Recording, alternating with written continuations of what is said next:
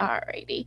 Hi, everybody. Welcome to Ladies Power Lunch. So we're just dropping in here, and this is such an exciting opportunity for me because I'm talking to my friend Gina, and it's just a great opportunity for us to get together. So y'all know me. I host the Ladies Power Lunch, but you all may not be as familiar with Gina. And if you're not, my question to you is, what rock have you been under? Get out from under it and come meet her because she is amazing. I love her. Gina, can you share with everybody who you are and what it is that you do in the world? Oh, you're so sweet. I just love our energy together. I just have to say that. I am Gina Johnson, and my company is ginajohnson.co, and I am a holistic business coach. And I help women design, launch, and grow their business. I like to refer to myself as a social entrepreneur. I'm really passionate about giving back and helping people infuse giving back into their business. That's awesome. So, when we decided that we were gonna just hop on and have this quick conversation, I very quickly, Jackie and Lori, do quiz for you to take. So one of my very, very dear friend, her name is Darla Ledoux. She published her book Shift the Field last week.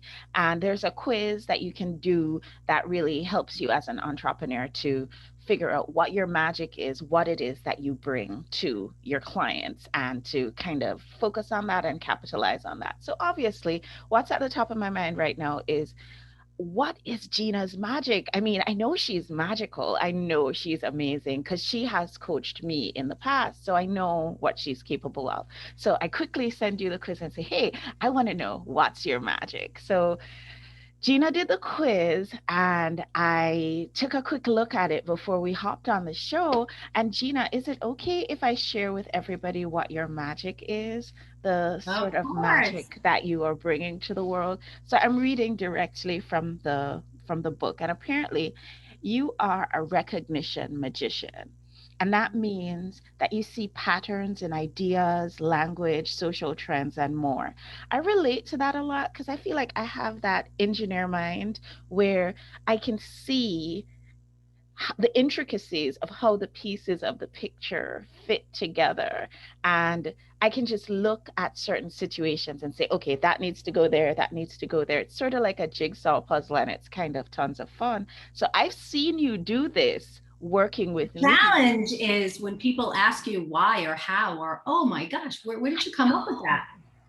It comes out of the ether. You literally reach into the ether and pull it out because that is your magic. But we have been socialized or taught our whole lives that everything that we do, we have to have a tangible way of explaining where it comes from. And the fact of the matter is, what you do, my dear, with your clients, I've seen it firsthand. It is magic. So your strengths, it goes on to say, you may see 10 steps ahead and just know how something will play out in advance. And I remember being on a call with you, and I remember you talking about you saying something about my business, and now I can see it unfolding. This is like maybe 2 years later, and I can see it unfolding. And 2 years ago, you could actually intuit that I was remember all. that Yeah, conversation and you said, wow, you really called me out. you called me out, but it was the right thing to do because you recognized with your recognition magic exactly what was going on. And the funny thing is, I'm able to do that with my clients, but I can't do it for myself. It's not possible. We can't see the picture when we're standing in the frame, right? It's just not possible. It says you may get a click when seeing or thinking of something and know it's a message. You see visual images and you recognize an idea of the future that will come to fruition. And when you see an opportunity, you recognize whether it's for you, even if it makes no sense, and it also works for the client as well. And when your clients experience an obstacle, and this is where I think you have been the perfect coach for the pandemic, when your clients experience an obstacle, you can often see the pattern of behavior that has led to the obstacle and how to move around it. So, all this time, when people have been new to this whole idea of pivoting, this is not new for you. And this is why, whenever anybody was having any difficulty at the beginning of the pandemic with their business, I would just say, look, go talk to Gina because I know she can turn your bus around. She can show you exactly what to do. What And has I your thank you for experience that. been? Yes, I thank you for that. And you have sent so many people my way. I really appreciate that. Yes, it's the way I live my life. It's Hmm. meeting people where they're at. So you need to do that in your business. So when, I had big packages offered and I was selling them left and right with my coaching business, but when the pandemic hit, I needed to go deep and to meditate and to really tap into my clients. What did they need? They needed help, but they didn't need this much help. They were afraid. They were in fear mode. They needed this much help. They just wanted to spend a Hmm. little bit of money and get a little bit of coaching without having to take on this big commitment. And so that's what I did. So I pivoted and I helped them, just a couple of little coaching calls, 3 coaching calls, which of course ends up turning into more, but it was their comfort zone and their safety zone. So I took that and used that with my clients as an example on how they could take their big high-end packages, throw out your goal setting. Right, that year we threw out our goal setting and just meet people where they're at. What are their pain points today, right now? How can Hmm. you help them? What's going on in their life and in the world right now? It's great if you sell your high-end packages, but that's not what it's about. It's about serving them. Hmm. Hmm. I absolutely, absolutely resonate with that. So, Gina, tell me right now, what's the biggest thing that you're doing with your clients? What is it that you're offering right now? So right now, I am working on a really fun, exciting project for social entrepreneurship. Happily, right, planning a trip for the fall. Hopefully, we'll all be vaccinated, and that definitely will be one of the requirements. Empowering women and getting aspiring entrepreneurs and women in business, bringing them together. Because if you're an aspiring entrepreneur, you're certainly going to learn from an already established business owner. And sometimes the business owners need to see things through the lens of someone who is, hasn't quite stepped into that business. So we're putting together this trip to give back, and to share and to grow. But at the basis of it, it's about social entrepreneurship. And I'm really excited. I'm working on a workshop and a training module on the power of giving back. And I feel like we see all these celebrities who have everything. You say, oh my gosh, they're beautiful, they're gorgeous, they have the money, they have the fame. Why are they depressed? Why are they not happy? Why are they right? And sometimes it says, of course, sometimes it's a chemical imbalance, but sometimes it's as simple as the contribution into the world. The giving back is missing. And the clients that are attracted to me and that I attract, I feel through my vibe, are social entrepreneurs that have purpose-based businesses and that they have a purpose-driven life. And so this program is really for that. But I think people want to give. And I Hmm. think people would love to have a win-win where they can incorporate some way to give back into their business. They just don't know how, and they just can't even imagine what it would be. Well, that's kind of my secret sauce, and that's my jam. So I love helping people figure that out. So that's what I'm working on right now is the power of giving back module. I resonate so, so deeply with this. And I think a lot of people think that you have to have a lot in order to give back. And the truth is, you only need one thing, and that's the desire. Oh, I love that. And once you have the desire, all the things that you need to be able to be a social entrepreneur, they will show up in your life. And if you've been thinking, you in the audience have been thinking about being a social entrepreneur, but you have been hesitant because you don't know where to start, this is a sign that you have been looking for. And this is an obvious choice of a coach to coach you into this idea of social entrepreneurship. So, Gina, say a little bit more about what social entrepreneurship entails, what it looks like from the ground up. Okay, so I'll give you an example. When I first work with someone, we do what's called taking inventory of your business. And if they haven't established a business, there's a different version, different PDF that's taking inventory of your life. So it's more imagining what they want. But if it's business, it's more, what do you have in your business? And we kind of evaluate everything. And along that, one of the questions I ask is, where do you score on a scale from 1 to 10 at all the different areas of your life? Which, of course, we've done a different version of this so many different times at so many workshops. But I always tell my clients, you've never done it today, where you are just on the heels of taking off working with a coach. So I want to know. And one of the questions I have on there is contribution. And everybody stumbles and they say, well, what do you mean by that? I say, what is your contribution to the world, to this planet? It doesn't necessarily mean financial contribution. It means, are you the first one to step in line to help someone, the first one to make a meal? Do you have a nonprofit you're involved with? Mm-hmm. How do you feel? Only you know that number inside. Could you give back more? Do you have the desire? You know, that kind of a thing. And it ends up being this whole big conversation that we have. And most people, I would say, 80-90% of the people I do this with say, I'm really a 2 or a 3. I want to be better. I just don't know how. And a few years ago, I had this one particular client who is a teacher, and she was launching a tutoring business, and she really had the desire to give back. And she said, I have no idea. And I said, oh, honey, just wait and see. And so she started her first backpack back to school, which was so much in alignment with her business. Yes. She's a heart of gold. It was so in alignment with her business because she's a teacher in inner city with elementary school kids. So that was the first one. And then she got the buzz and it went really, really well.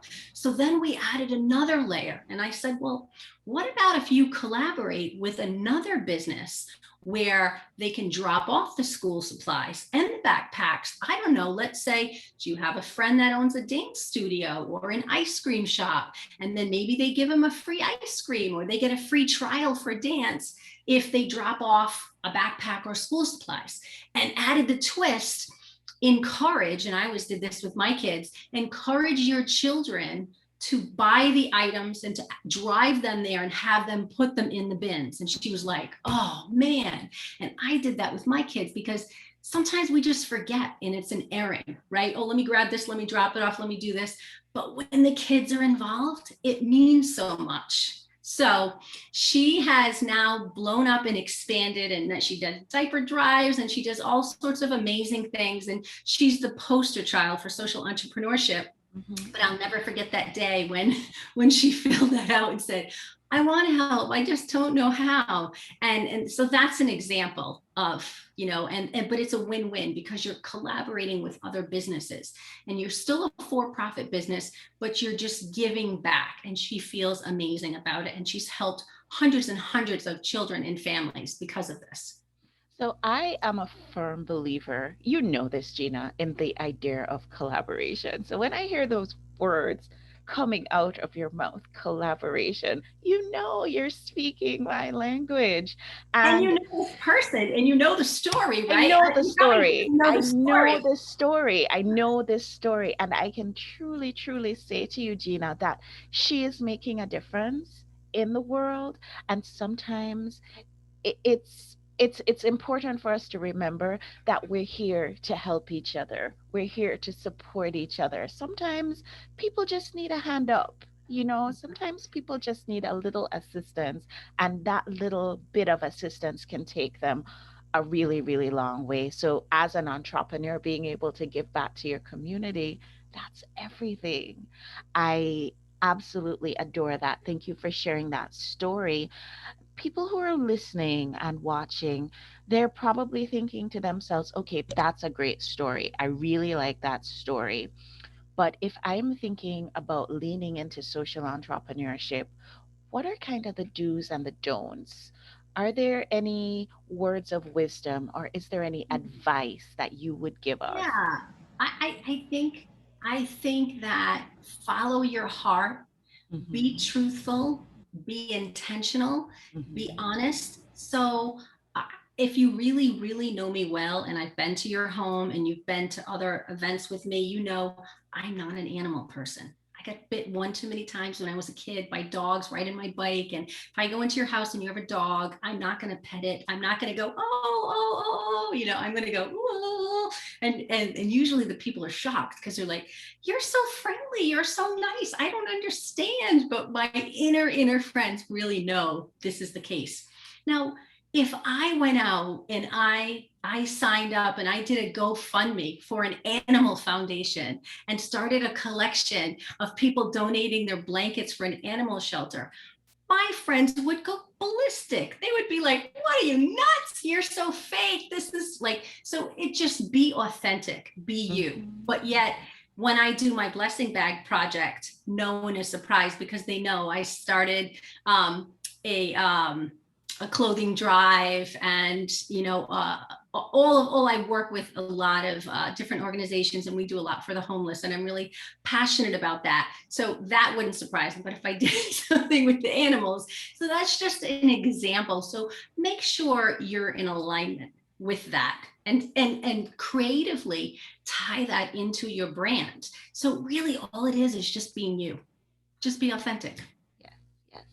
I want to take a second here to just talk a little bit about the Ladies Power Lunch Fund because, I really, truly, honestly believe in the idea of giving back. But I also agree with what you're saying. You have to give back in alignment with what your own personal values are, one. And two, it's a good idea to tie it back to your brand. So when we developed the Ladies Power Lunch Fund, which is administered by the Main Street Foundation, what we did was we donated all the proceeds from ticket sales from our summit to the Ladies Power Lunch Fund. And what does the Ladies Power Lunch Fund do?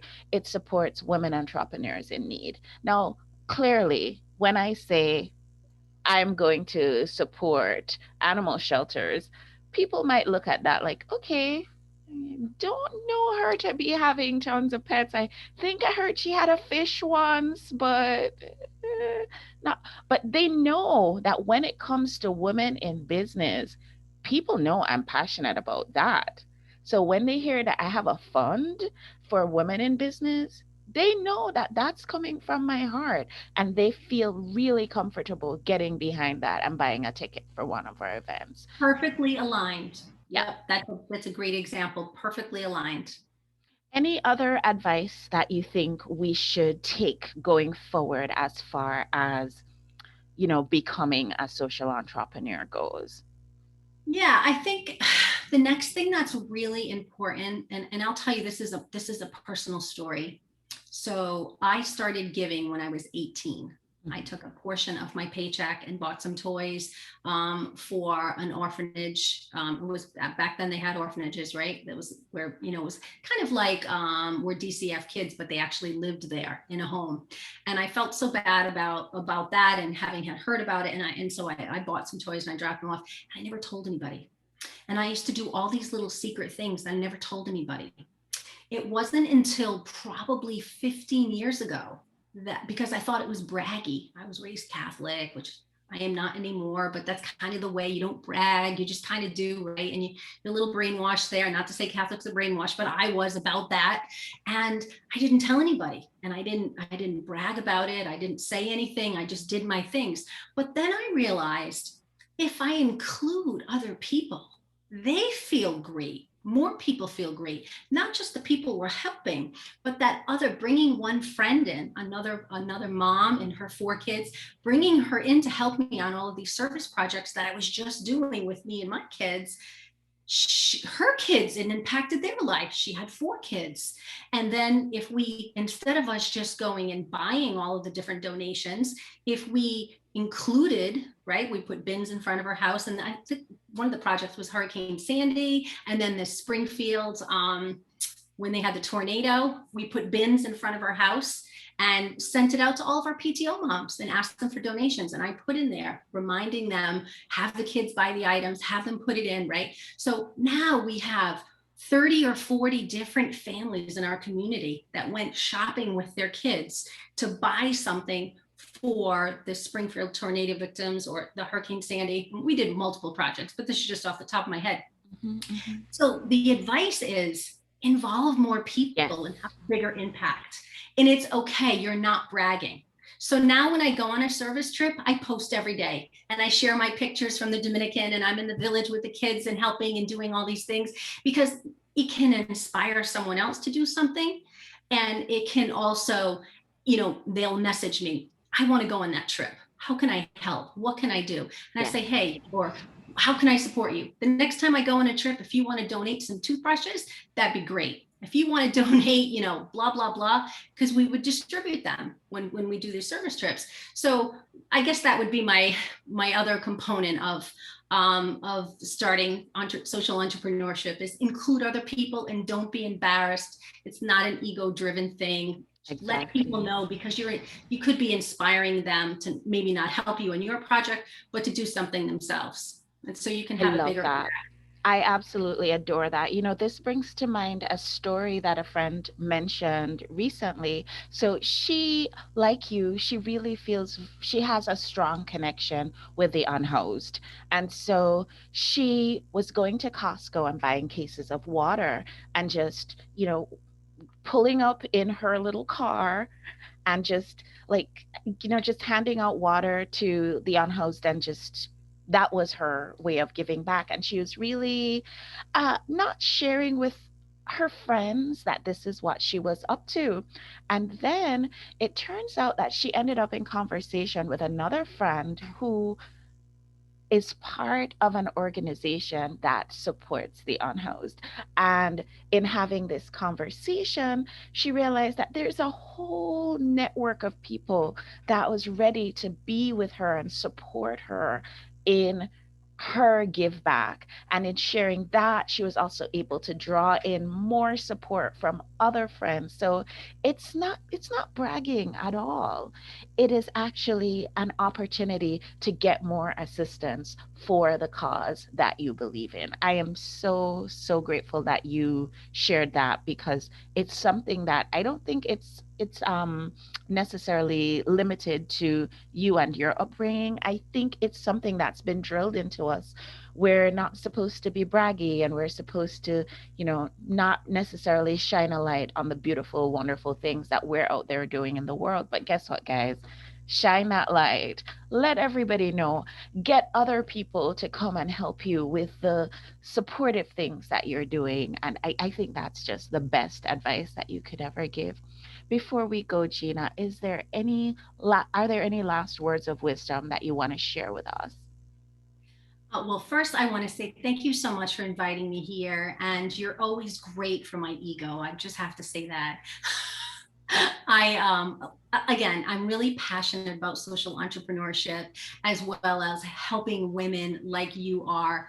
If anyone has any questions, or you think this is something, maybe a little twist or pivot in your business that you would like to do, let's have a conversation. Let's get on a coffee chat. I'd say let's meet in person, but we'll stick with When the we all virtual get coffee. vaccinated, we can meet in I person. just got my second one last week, so I'm officially one Oh, so week you and I away. can meet. Awesome. I'm officially 1 week away from being fully vaccinated. So Uh, yes, I welcome the opportunity to have a conversation with someone, and again, happy to share any of my experience, and any wisdom I may have to help someone start with social entrepreneurship. So I'm looking at your human design. I love human design. I think it's like a really, really great way to tune into what we eat, what all of us are. And in looking at your design, I realized that one of the things that makes us such good friends is that we really, really do think a lot the same way. And I'm looking at the way your head is connected to your ajna, is connected to your throat, and so that really gives you that access to that intuitive knowing and being able to express that intuitive knowing. So when people come to you as clients, they're definitely going to be able to see a little bit further for their business than they probably would have been able to do on their own. I'm looking to that you have that nice wide open emotion center. And so that means that you can be so empathetic. You can feel the emotions. I wouldn't say you're able to read your clients' minds, but you can definitely feel their emotions around their business and be able to translate that into support for them and their business. So I don't know. I think you're built to be a coach. I think you're made for this. This is you. You're here for it. You're absolutely in the right place, doing the right thing.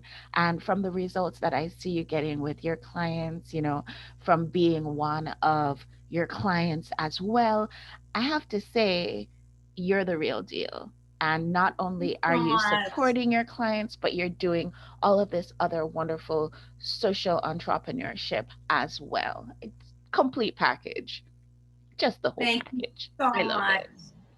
This has been such a great little conversation. I know we just popped in just out of the blue, just a little behind the scenes chat. I thought instead of us just getting on the phone and just talking to each other, why don't we just get on live and just let everybody be a Love part of it. our conversation? So, thank you so much for joining today. I'm really excited for your upcoming retreat, and I'd love for you to share more about it so that we can share it with our community as well. And if anybody wants to, hey, who doesn't want to go to the Dominican in the fall when it's safe to do so? Everybody needs a vacation right now, and if we can tie that vacation in with learning more about our business and helping communities that need it, there's nothing better. This is the And best it's a thing. write-off for your business. You have vacation with a purpose. It's a write-off for your business. It's a win-win. It's And a win-win. the trip is called Take a Trip, Change a Life. But really, after going on the trip, it was Take a Trip, Change My Life. I hear that. I hear that.